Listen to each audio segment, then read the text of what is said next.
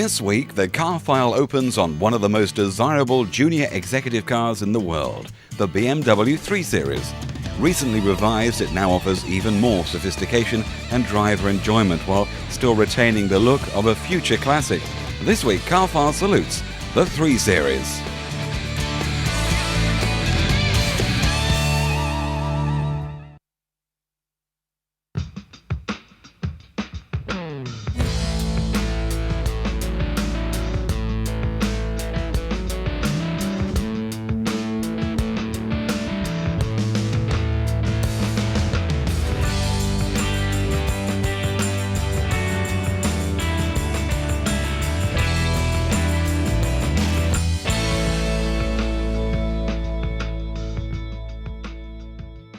The new BMW 3 Series has its first outing here at the show.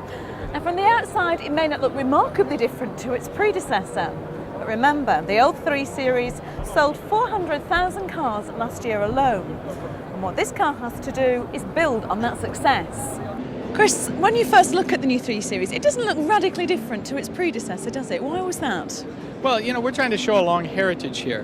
What the goal of this car was to capture that unique 3-ness. The 3 is a very unique car. It's an icon. And when you're messing around with icons, you've got to be kind of careful. But at the same time, there's a certain amount of excitement, a dynamic that the 3 Series has always stood for, and that's what we looked for in designing this car. But this is a car, 3-ness means a certain ideal behind it. And when you're looking for an ideal, you can't restrain yourself. Art is like that. I mean, we like to think that we aim for art, and then it's passion that counts for everything. So what kind of ideals do we find then in the new 3 Series? Well, for instance, everything that the old 3 Series was, in its dreams and thinking, we tried to capture in this one. When you put the old 3 Series to bed at night, what does it dream to be? Well, maybe it wants the wheels out a little bit further, and maybe it wants those tires just stretched out a little bit longer, so it looks a little bit sleeker and a little bit more Formula One. So we tried to capture that in this car. And at the same time, the 3 has always been a very refined statement. We tried to bring the quality up to that, give it that same sort of design quality that we find in our 5s and 7s. So do you see each car that you design as having its own individual personality? Do you sort of almost envisage a little cartoon character of it, do you, as you're designing? Well, I wouldn't call it a cartoon character, but personality certainly. It's when you look for the personality of a person, you look in their face, you look in their eyes. It's the same with the face of the 3 Series. This new 3 embodies more than just a nose on a face, the kidneys. It's the complete personality that we like to think comes across, but not just the front view, all the other views too. I'd bet money on the fact that you're the kind of person who's always given your cars names. Is that true? No, strangely enough, I haven't given them names. Only when they did something really wrong. Then I gave them a name. You've designed some beautiful cars and some also very diverse ones. Which are you proudest of so far in your career? Well, the real way to put that is to say I've always worked with teams which have designed beautiful cars, and I'm most proud of the team I'm working with now.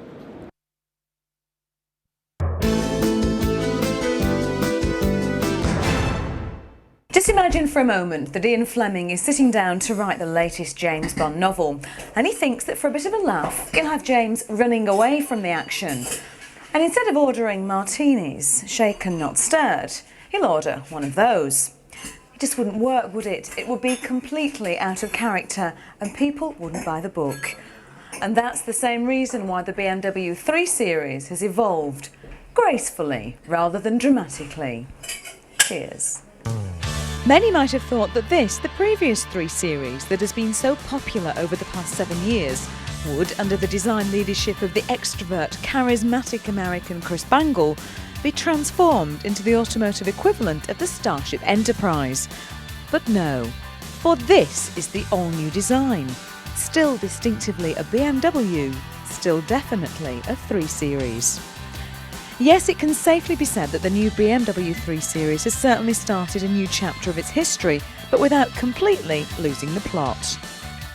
It can be argued that the compact executive segment was created single-handedly by BMW and the much-loved 3 Series.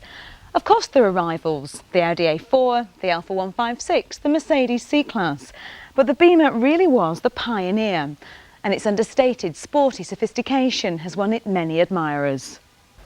In fact, the car currently sells around 400,000 in the world each year.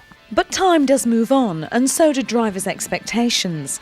At first glance, the lines may look fairly similar, but underneath there is an all-new platform with plenty, and I mean plenty of improvements. The first thing you'll notice are the rather exquisite headlights. Ooh, that's because we're in Italy. The exposed reflectors give a high-tech feel, although they're highly practical so that air can circulate, and the lighting units are underscored by these distinctive curves. And the kidney shapes are now incorporated into the curve of the bonnet itself. Neat pull-out door handles are another subtle change. And these rear light clusters have been completely redesigned. The whole body looks far sleeker, yet somehow has a more muscular stance. The doors no longer run into the roof, there is more of a taper at both ends, but the whole car is unmistakably a BMW. In terms of the overall design of the car, it is evolutionary, and it's intentionally made to be evolutionary. Actually, we could have designed a completely different motor car, and it wouldn't have cost a penny more, something which didn't look like a BMW. But actively, we felt as a company it's important that it is a recognisable BMW. And I think part of the reason for that is that cars which set a type of trend or become a role model in their class, and the 3 Series is one of those, and maybe the VW Golf is another one, they've actually set or have developed a particular position in the marketplace. And the customers, who have responded by buying more and more as the generations have gone past, obviously like that. And therefore to change dramatically would probably be the biggest mistake we could make. Now I want you to cast your mind back for a moment to a time when England had a little bit more success in World Cup football. The year is 1966. England have won the Cup, but Germany have countered that victory by unveiling the very first compact executive car. That was to become the 3 Series. That simply goes to prove the longevity of this design and its appeal to many buyers over the years. Once behind the wheel yourself, you realise why the 3 Series has created such a fast-growing prestige niche. You don't have to have a big car to create a very positive statement, although in effect the new 3 Series is much larger than the old one. There's certainly more room inside for the passenger and for the drivers, which was one of the only gripes about the last model. The saloon is the first to be made available. The revised coupe follows in 1999, along with the cabrio, touring and compact. 5 new engines are on offer with the 3 Series. The unloved 1.6-litre 4-cylinder petrol and the 1.7-litre diesel have been dropped to make way for bigger power plants. And we've been promised a 320 diesel, which apparently will have as much torque as a 328 petrol engine. The 1.9-litre has been given twin rotating balancer shafts to help reduce the dreaded NVH factor. That's noise, vibration and harshness to you and me. The ride is now so smooth, you'd swear that there's a 6 under there. And on the road, the cabin noise is greatly reduced. In fact, BMW claim that the new 3 Series is now as quiet as the 5 Series. But hang on just a minute. A larger body, a longer wheelbase and wider track.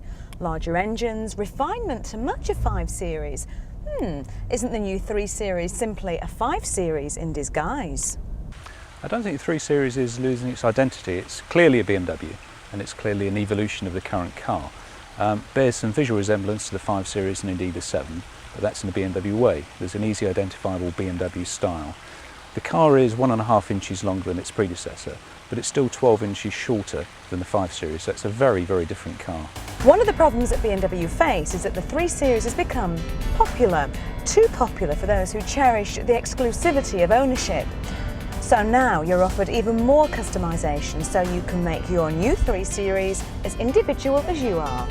There are 4 trim levels: black plastic, polished black aluminium, wood and matte chrome titanium. 4 steering wheels are on offer, with or without the multifunction switches. 6-cylinder cars get chrome strips around the side windows and body-coloured pull-out door handles. And the new 328 has chrome edges to the grille bars. In fact, it would be easier to win the lottery than to have to endure the shame of finding the 3 Series with exactly the same trim in the car park next to you. BMW tell us that safety has been well upgraded. ABS and ASC&T traction systems are more refined, and side airbags are now available for the first time on a 3 Series. In fact, if you decide to order the rear side airbags, your new 3 Series will come complete with 8 airbags, including the new ITS head bag, which bursts out of here to protect your head should you need it. The 3 Series also offers CBC. Now this stands for cornering brake control. It adjusts the brake pressure individually if the car begins to oversteer. You're simply cosseted by technology like this all around you, and with Bavarian build quality and certain low depreciation levels, you can almost hear the noise of thousands of company car drivers ticking this as their first choice for next year's model. 3 Series is priced very competitively. We always compete in terms of value. To do that properly, you have to look very carefully at the specification level and not just the price. And also things like the running costs. The current car, in terms of servicing, costs something like 40% less than the current model and is cheaper to service than any of its competitors in the quality class. So if you look at the whole ownership experience, the car does represent very, very good value. So what about the new dash? More German, Teutonic, all-black depression? No, the colour is broken up by a dashboard that now comes in 3 colours, and it's been totally redesigned. The new 3 Series dash is wide, wider than even the 5 Series, and it seems to flow into the door panels. Don't be deceived by what you think are similar looks.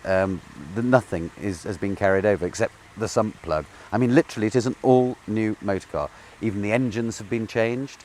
They're still related to the engines which were in before, but they've been refined to provide better torque, better fuel consumption, better emissions. As you saw, the interior is entirely new. Every single panel of the body is different. And I think if you actually drove up and looked at the old or the outgoing model against the new one, you'd see it quite suddenly. Another point I'd make is that BMW design is always quite subtle, and therefore when you first see something, sometimes it's quite difficult to see what exactly are the differences. But the subtlety is something which, over a period of time, you begin to appreciate. Well, after driving the new 3 Series, we reckon BMW are on to another winner. They've carefully improved every aspect of this car, bringing it nearer to that automotive nirvana of motoring perfection. My only other worry is that the gap between the 3 and the 5 Series is getting smaller. With so many BMW owners going for a debadged option, it's soon going to be very difficult indeed to decide exactly which BMW has overtaken you on the motorway. After the break on Car File, Richard Hammond tries to find fault with the BMW 3 Series, while top designer Chris Bangle explains his philosophy of creating future classics.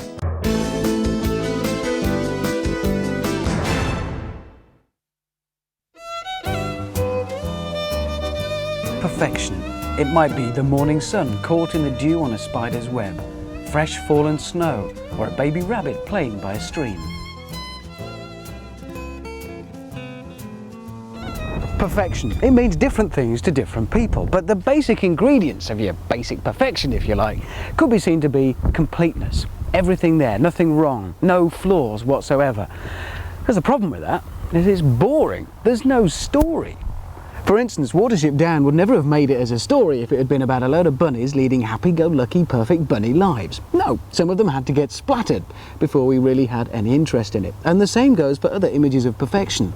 There has to be a flaw to make it interesting. The sun is only reflected in the dew for a few hours, and then the dew's gone. That's what makes it so special. And the only interest in fresh fallen snow lies in being the first one to run through it in your wellies. Perfection of any sort needs to have flaws to make it interesting to us. And the same thing goes for cars. This is a car so good at what it does, so capable, it's almost boring. Think of Michael Schumacher, another boringly capable German. In fact, a man so in control that the wildest thing he's ever seen to do is perform the famous Schumacher jump, a leap in the air off a podium when he's just hurtled to victory in the latest Grand Prix. A jump in the air, eh? Go wild, man. Heroes and heroines of history have always shown themselves to have some sort of flaw, to be fallible in some way. We like that. We like fallible. So, what to say about this? Well, back to the fallen snow really, lying there all perfect and untouched. The only thing we can do is run through it in our wellies. So, there have to be faults somewhere.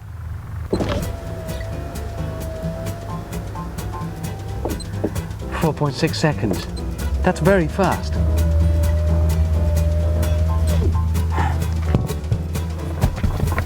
Oh, I don't like this. It's all round.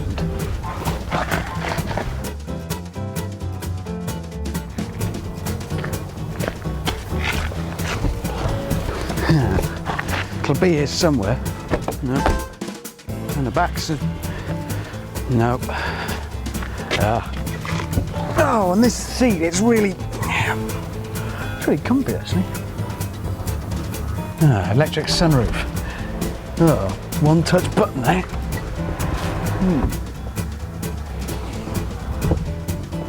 And this steering wheel, it's so... well, it's leather.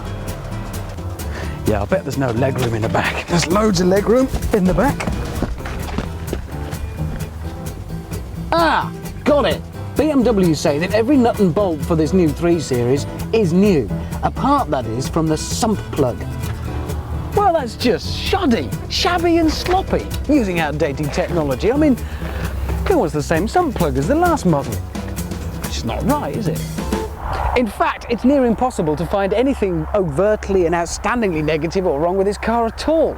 It's neither over nor underpowered. Neither does it show any signs of being particularly prone to drinking heavily. Even this, which is the thirstiest of all, the 2.8 litre straight 6 engine version, returns a very respectable 31 mpg. The pricing is tediously sensible as well. It's not cheap, but then neither is it expensive. You get what you pay for. Quality. The 318i starts at launch at £19,500, rising to £27,500 for this, the 328i SE. But it's worth that much of anybody's money. Okay, slightly more than the last 3 Series, but then the car is bigger in all directions and you actually get more equipment. So work it out, and it makes sense as well, but nothing too drastic. All still very, very sensible.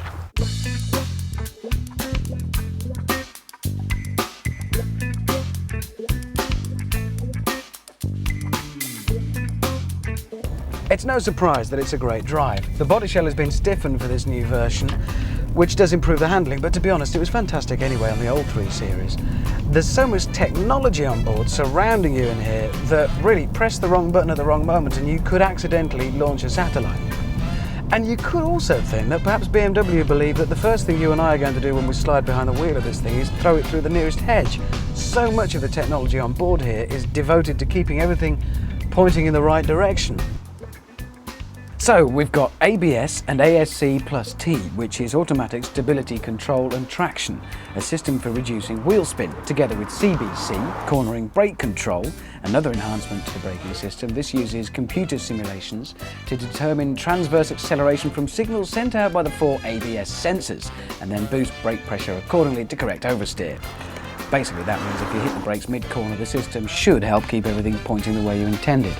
So if your ABS, ASC and CBC drop you in the you-know-what, there's always your DSC to fall back on, Dynamic Stability Control. It can actually reduce the power from the engine and apply the brakes to individual wheels to restore stability if it detects that things are going a tad wonky.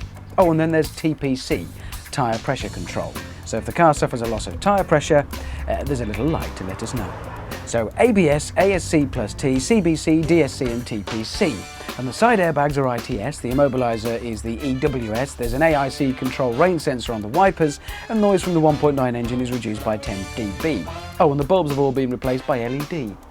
Actually, the various traction control and technical gizmos do work incredibly well, as is demonstrated the first time you get a bit smart and switch it off. And really only then do you realise just how much the system was doing to make you look good.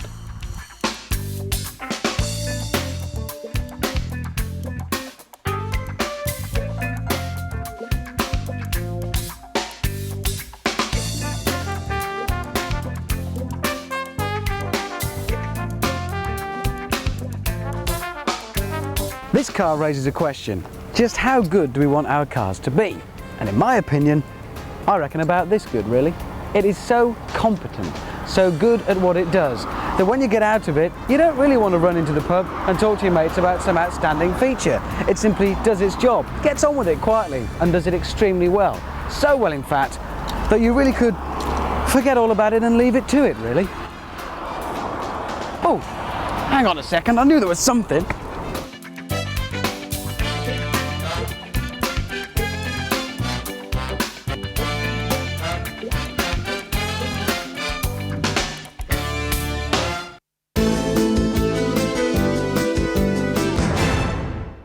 You need really top professionals in a really top environment so that they see the cars, they perceive the cars, and they work the art into the cars like it should be. Because this is art. This is the biggest sculpture that people every day come in contact with. And it's not machine-made BMWs, it's only machine reproduced. It's made from hand by craftsmen and designers like this. Come on with me for a second. We're going to go into the CAS studio, and this is new from us, our brand new computer-aided styling studio, in which we've used the most advanced technologies and we have the world's largest projection system, and the most advanced computers to bring out the best of our, well, what we think are the best trained modelers in the world. It's not that we have to use different types of philosophy to bring out this, we just need different tools. And these tools are the computers that are around us here with the same sort of attention to quality and surface detail from the modelers that we have even on the clay models. It's the same people, different type of tools. And that gives us an environment and a methodology to see and perceive that quality upstream, far upstream in the process, in ways we never had before. Even if, can I have my glasses, please? Thank you. Welcome. Well, even if it means we got to use some kind of advanced visionary techniques to really see it. Three-dimensional, virtual, that's one way to perceive a car, but maybe a BMW at best is perceived where the customer sees it, and that's in an outside environment. Well, now we are outside. This is real 3D, and you don't need glasses like this to see it. But taking a car outside and looking at the models during the development, that's something we've done with the E46 like we never did before. Hell, we took this sucker to France in the middle of the winter just so we wouldn't freeze the models and could still see them outside. And that kind of dedication to understanding the surfaces, understanding is everything working from the visual distances that in a real world a customer sees it at.